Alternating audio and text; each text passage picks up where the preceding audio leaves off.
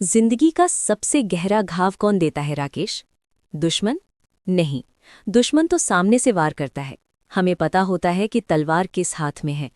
असली घाव, वो खंजर जो सीधा दिल में उतरता है, वो अक्सर उस हाथ में होता है जिससे हमने हाथ मिलाया था, एक दोस्त का हाथ।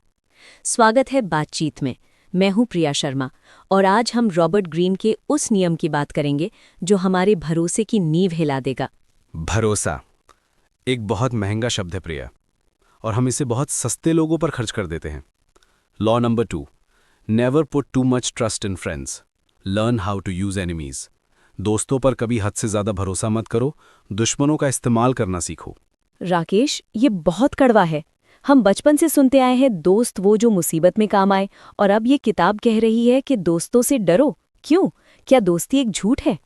दोस्ती झूठ नहीं है प्रिया, लेकिन दोस्ती में छिपा अहंकार और जलन एक बहुत बड़ा सच है।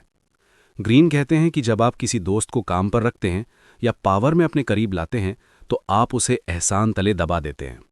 शुरुआत में वो खुश होता है, वो कहता है शुक्रिया तुमने मेरी मदद की, लेकिन वक्त के साथ वो शुक्रिया एक बोझ बन जाता है। उसे लगने लगता है कि वो अपनी काबिलियत से नहीं, आपकी दया यानी चैरिटी की वजह से यहाँ है, और ये एहसास धीरे धीरे जहर बन जाता है। यानी वो एहसान फरामोश हो जाते हैं। इतिहास में बाइजेंटाइन एम्पायर की कहानी है। माइकल नाम का एक शासक था। उसने एक अस्तबल के लड़के बसीलियस को बचाया, उसे अपना सबसे करीबी दोस्त बनाया, उसे दौलत दी, ताकत दी, अपना भाई माना। माइकल को लगा कि बसीलियस उसका सबसे वफादार साथी रहेगा, क्योंकि उसने उसे सब कुछ दिया है। और क्या हुआ? बसीलियस को माइकल का हर एहसान एक तमाचे जैसा लगने लगा। हर बार जब वो माइकल को देखता, उसे अपनी गरीबी याद आती, उसे अपनी कमजोरी याद आती। उस जलन ने उसे पागल कर दिया। एक रात उसी दोस्त ने, जिसे माइकल ने सड़क से उठाया था, माइकल की हत्या कर दी और खुद तख्त पर बैठ गया। दुश्मन कभी माइकल के पास नहीं आ पाया प्रिया, लेकिन दोस्त के पास तो बेडरूम की चाबी थी। सिहरते हुए, ये रोंगटे खड़े करने वाला है। दोस्त के पास बेडरूम की चाबी थी। लेकिन राकेश, इसका दूसरा पहलू भी है। Learn how to use enemies, दुश्मनों का इस्तेमाल। हम सांप को गले क्यों लगाएं? क्योंकि एक सांप जिसे पता है कि तुम उसे कुचल सकते हो, वो कभी नहीं काटेगा। सोचो, अगर तुम किसी अपने पुराने दुश्मन को काम पर रखते हो, वो जानता है कि तुम उसे पसंद नहीं करते, वो जानता है कि उसे अपनी वफादारी साबित करनी होगी। उसके पास खोने के लिए सब कुछ है और पाने के लिए भी। वो दोस्त से ज्यादा मेहनत करेगा, वो तुमसे नफरत नहीं करेगा, क्योंकि तुमने उसे एक मौका दिया है, एहसान नहीं। सोचते हुए, ये बहुत अजीब लॉजिक है। दोस्त को काम पर रखो तो वो सुरक्षित महसूस करता है और आलसी हो जाता है। दुश्मन को काम पर रखो तो वो डरता है और परफॉर्म करता है।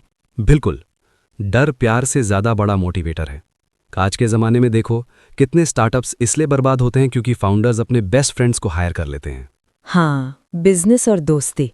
और अंत में क्या होता है? बिजनेस तो डूबता ही है, दोस्ती भी खत्म हो जाती है। आप अपने दोस्त को फायर नहीं कर सकते, आप उसे डांट नहीं सकते, आप प्रोफेशनल नहीं रह सकते, आप अपनी ही दोस्ती के कैदी बन जाते हैं। ग्रीन की सलाह बहुत साफ है, दोस्तों को वीकेंड के लिए रखो, डिनर के लिए रखो, अपने गम बांटने के लिए रखो, लेकिन जब बात पावर की हो, काम की हो, तो किसी ऐसे को ढूंढो जो तुम्हें चुनौती दे सके, या किसी पुराने दुश्मन को जिसे तुम अपने वश में कर सको। गहरी सांस लेते हुए, तो अगर मेरे पास कोई दुश्मन नहीं है? मुस्कुराते हुए, तो बना लो प्रिया।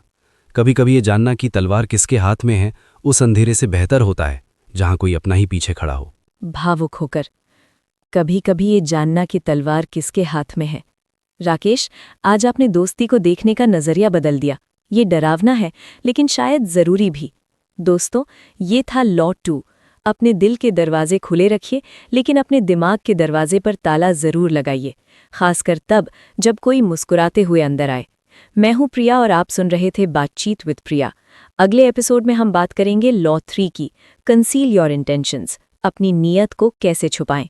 तब तक अपनी दोस्तों को करीब रखिए और दुश्मनों को काम पर।